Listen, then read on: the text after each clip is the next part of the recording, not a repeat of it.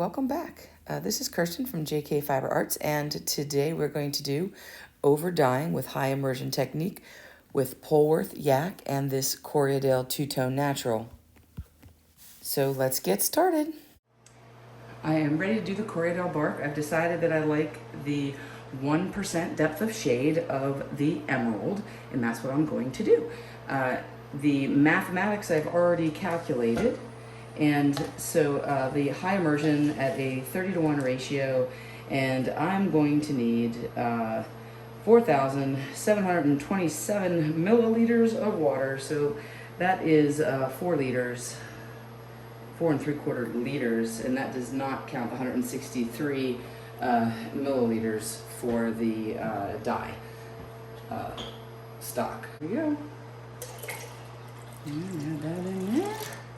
And now I'm going to add in my dye bath, or my dye base, I should say. And I need 163 milliliters of the emerald. I'm just going to shake up the emerald a little bit, make sure it's all mixed. And then I need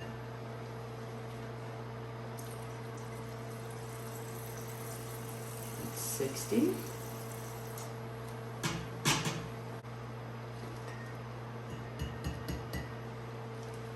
Oh,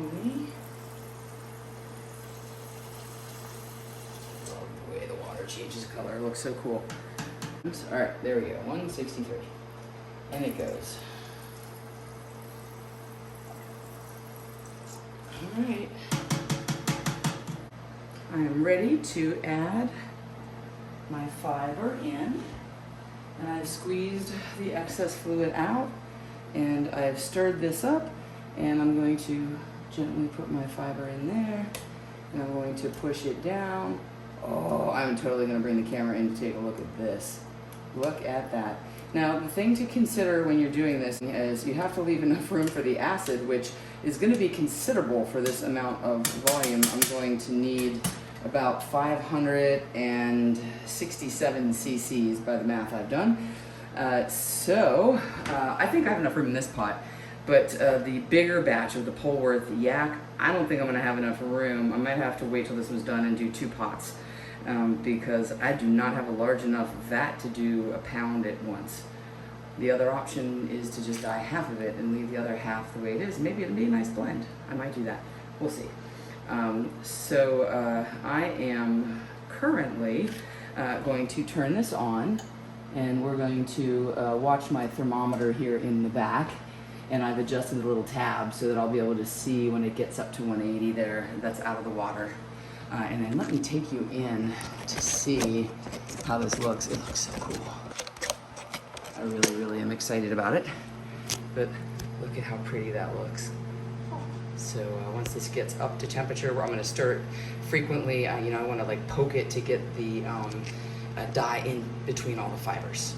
And we'll be back when this exhausts. Moving over to my Corriedale high immersion, and we are at 185. Yay! I'm going to add the acid, and my math said 567 cc's, which I have measured out right here, and I'm just going to add this in right now, and then I'm going to stir that in, and then it'll probably take another 30-40 minutes, and we'll check it and see if the dye is exhausting. And we'll check the pH partway through there too to see how things are coming along. So far I'm 2 for 2 on liking what I've done. But the Polwarth is the mystery because I didn't love any of my samples, so I'm gonna just go with what I think might look better. And now we're on to the Polwarth High Immersion. This is the Polwarth and Yak, and I actually did not really love any of the samples other than the Corriedale with the emerald, which I adored. That's what's in the pot on the back left. The silk was the one I just did by the seat of my pants, basically making the colors on the paper towel, and that one looks amazing. And then this one, I don't know what it's gonna look like, but I'm going to do the Yak the Polwarth Yak blend, and I'm going to use turquoise. And I didn't get a good sense for the turquoise because I mixed it with some of the blue when I did the test. So I'm just gonna go straight up turquoise and we'll see what we get. I am going to do it at a 0.5%, not the 1%. And my brain is about done with math. So here we go. I did all this math. So my Polwarth is 449 grams. I'm doing a 30-to-1 ratio for the high immersion, and let's hope this pot does not leak when it heats up. It's the same cheap dollar store pot. So on the 449, I just round to 250. So to do the 0.5% instead of the 1%, I'm gonna do 225 grams of the dye, and then we'll have 13,470 milliliters. That turned out to be 13 liters, and minus the 225, which is the dye bath that we're gonna do, or the dye stock, I mean, to make the dye bath. And we end up with 13.25 liters. And I already put it in here because I want to make sure it would fit. I hope that it will fit with the fiber in there. And I also had to leave enough room for a liter, almost 1.5 liters of acid. We're going to be cutting it close, but this is the biggest pot I have, and I don't feel like dividing this into two. So I'm just going to go for it. 225. And this is the turquoise. Let me shake this up because I haven't used it, I don't think, today at all. Here's the first 60. So that is 60. I love watching it go in. It's so cool. I might have to move you guys in just so you can see how awesome it is when it goes into the water. Let me see if you can see it. There. And now we're gonna go for the second 60, which is gonna be 120. 120. This is gonna be cutting it so close with this pot. I just don't know. We'll see. 120, 180.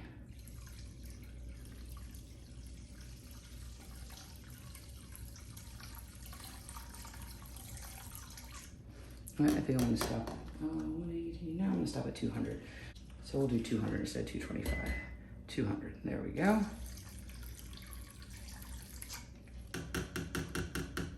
I'm gonna stir this up and add my fiber, and we'll get this cooking. It does take this big pot a long time, so I will go do something else for a while.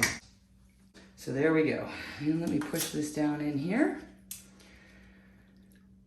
Holy schmoly, I hope we can fit the acid in, that's all I'm saying. I do like the color though already. I mean, obviously it's gonna be different, but look at that, that looks pretty nice. I'm down with that. That's what I was looking for, something that was a little bit lighter so you could still see the original color. The stuff that I had done in the samples was a little dark, and I was thinking I needed to do something lighter so I could still appreciate the natural colors underneath. So I think this is gonna be it for me. All right, let's turn this on. And I'll see you back in like an hour probably, or more, probably 2 hours. I am back and our dye has exhausted, yay! Which is just as well because I have a short circuit leaking problem. I'm gonna have to go get a towel.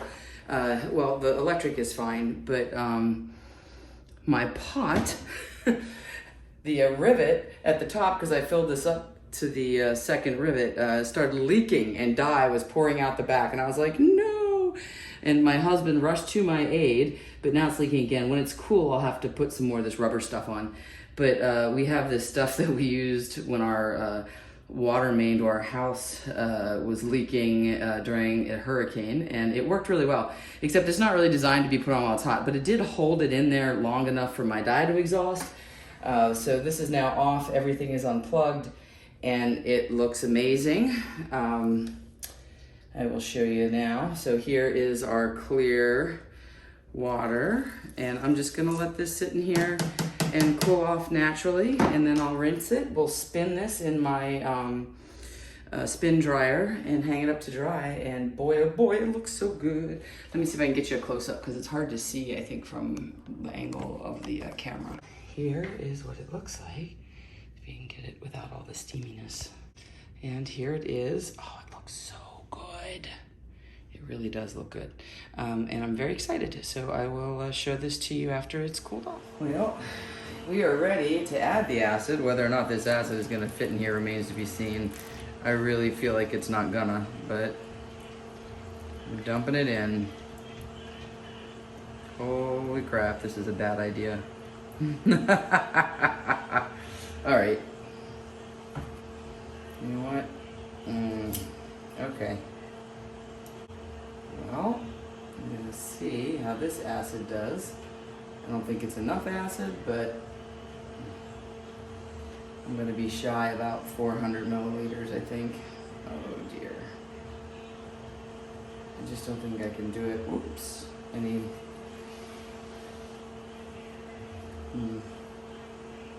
Well, we'll mix it around and check the pH, and then we'll go from there. Well, I can't believe it, but against all odds, it looks like this is going to exhaust. I'm about, what, 25, 30 minutes in. It's not exhausted yet, but I checked the pH and it's 4. And I am mixing it here, and it's getting clear. I mean, it's not quite clear, but it's close. So I'm gonna give it a little more time. And thanks for the miracle, because I really didn't think it was gonna fit all in this pot. Ow! I keep burning my finger though, because it's very deep and I forget to hold it on the end. All right. So,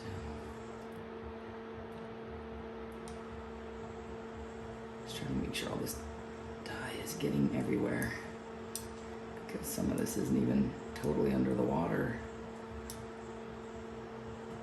All right. Okay, we'll give it another 10 minutes and check it back. Well, miracle of all miracles. This, I believe, is exhausted. Look at that. It's pretty darn clear. There might be, well, no, it's pretty clear. There might be the tiniest tinge of blue to it. But what I'm going to do, and I just stirred this all up, so that's everything from the bottom. I'm just going to turn this off and let it sit here, and I think it's just going to exhaust the rest of the way. I don't have any problem with where this is right now.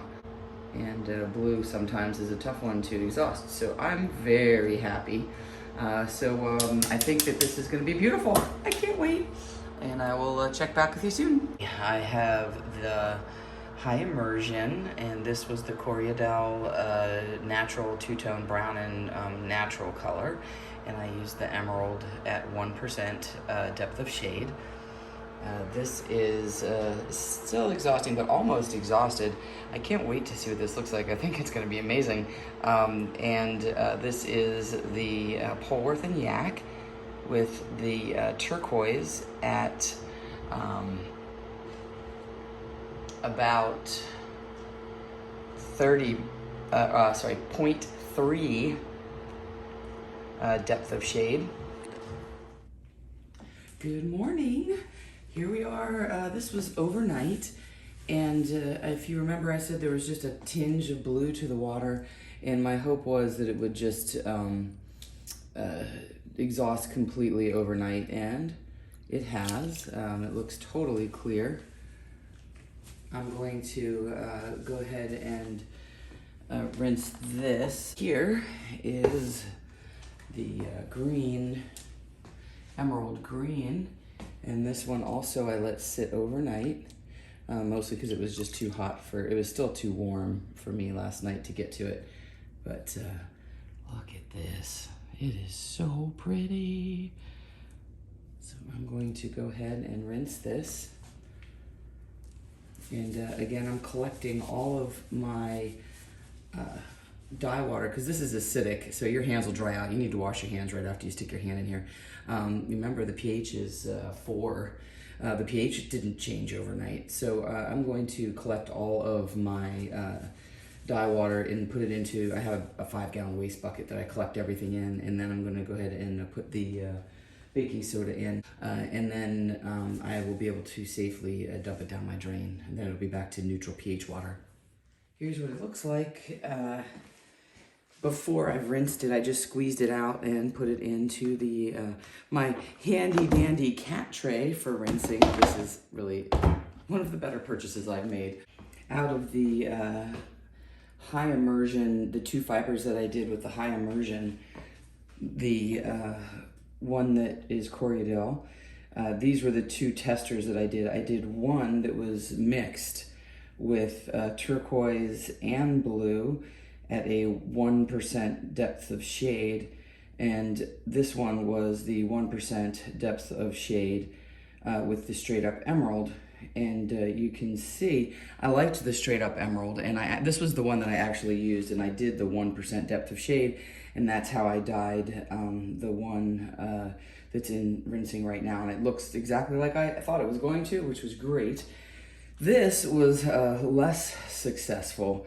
Well, actually, it was very successful because it told me what I didn't want to do. I tried emerald, and this was at 1% depth of shade.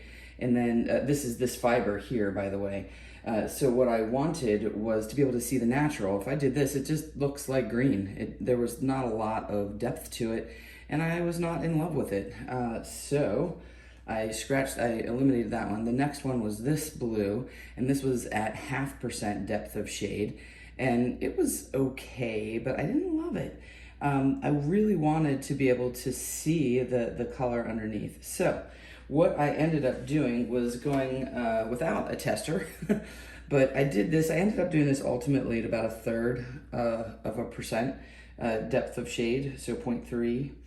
And I think that gave me what I wanted. It will get lighter though when I dry it. So let's see what we get. All right, my timer just went off. Oh, it looks so good. And here is my green, my emerald. Oh, I like that much better than brown and natural for me. I'm just gonna lay this out to dry on my drying screen. My total for all 3 dye baths that I made, this 5-gallon drum is filled pretty much to the top. So what I'm going to do, and I just dumped everything in here, and I'm going to add a couple teaspoons here because this is a lot of waste for me. The high immersion uses a lot more water. Usually there's not this much waste, and it's like a 1/2 teaspoon. But so what I'm doing, you can see, oh, look at all that good neutralization happening here. I'm going to make sure it's good and neutral because I don't want to burn anything out. I decided I'm going to just dump this in the garden because it has a lot of fiber bits in it from the yak, because the yak was really fine and fuzzy, and that's going to clog my drain. That should do it. Nice neutral pH, and we'll be safe for the yard. I am getting ready to spin dry the Polwarth yak. This yak is everywhere. I don't know if you can see. My hands are not blue. This is all the fiber. The yak is just so fuzzy. It just peels off and sticks to everything. That is why I'm not dumping any of this water down my drain. It would wreck it. Let's see how we do.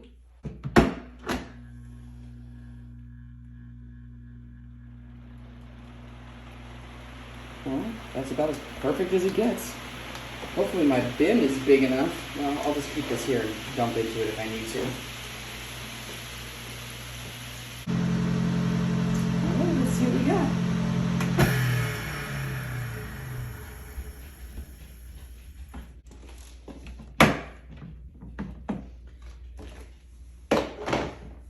And let's see what we got.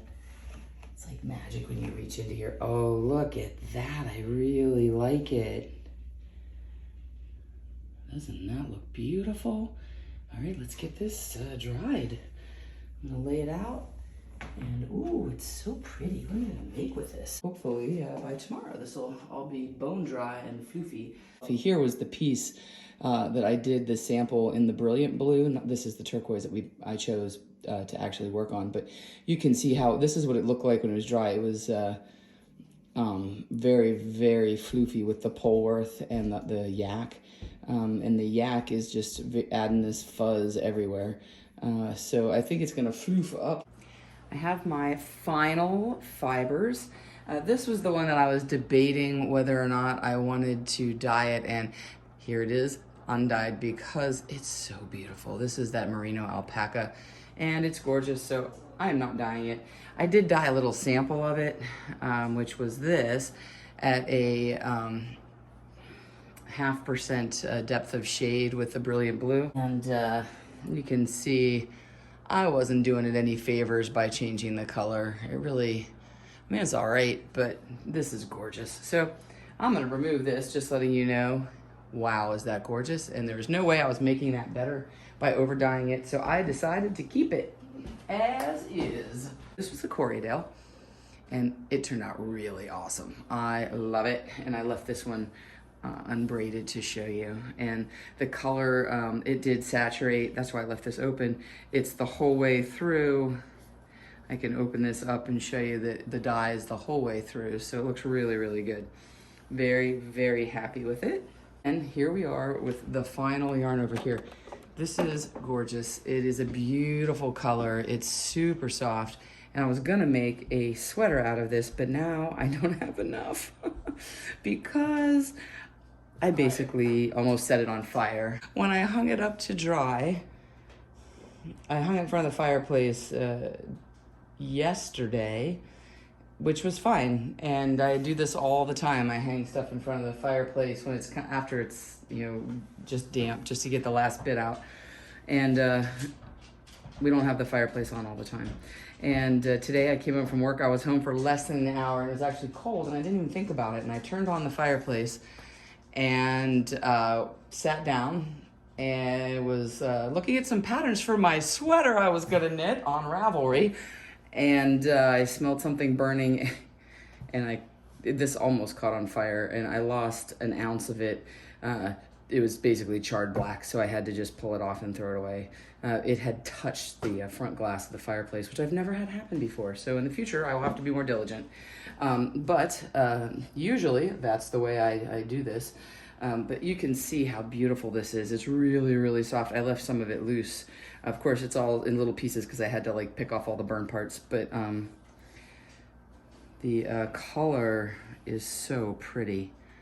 I don't know if you can appreciate the changes in it. You can see the natural just underneath. It's really, really soft. And I think it's gonna spin up beautifully. Oh, look, here's a little bit of that burnt stuff. It's making me want to cry. I thought I had it all. Okay. All right, that's good. I did get pretty good balance of color. Again, my pot wasn't quite big enough, so I don't think it got, like this little bit here didn't get fully saturated with color, but it's darn close. And I actually like it better that way because I did have the lighter depth of shade because I wanted to preserve these little streaks. Like here's a good example, these little streaks of brown and darker brown that were in there. I think it looks really cool. And it's gonna be a gorgeous spin. So I am going to spin this up. This is the Polwarth and Yak. Slightly worse for the wear just from the burning. Sad. And then we have the silk, the alpaca and silk, and then the Corriedale, and of course the merino and alpaca, which was so gorgeous I decided not to mess with it. So here we have it. This was high immersion, low immersion, acid dyeing, and I will put up some videos when I start to spin these. Until next time, spin and dye happy.